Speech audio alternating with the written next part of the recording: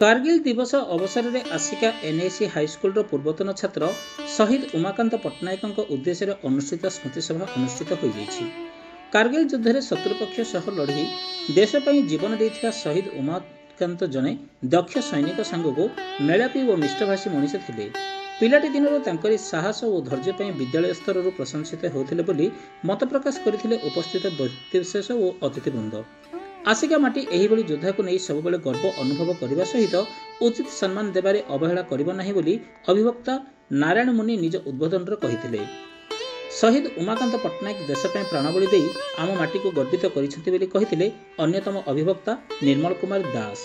कारगिल दिवस अवसर में अनुष्ठित एही स्मृतिसभा बीबी दास, SK Sahu, SC Mahanti, Vijay Kumar Panigrahi, Seemanchal Mahanti, Alekh Behera, BK Panigrahi, Pradeep Satpathy, विचित्र बिहारी दास, सुरेंद्र पट्टनायक, प्रसन्न कुमार साहू, धीरेन कुमार पंडा, अशोक स्वाई, सूर्यनारायण कर, उमाचरण दास, बालकृष्ण पाणिग्राही, लक्ष्मीकांत पट्टनायक, प्रशांत कुमार पात्र, दिलीप कुमार स्वाई, टुकु त्रिपाठी, पीटी सार, एसके यूसिफ प्रमुख उपस्थित रही शहीद उमाकांत पट्टनायक स्मृतिचारण करथिले।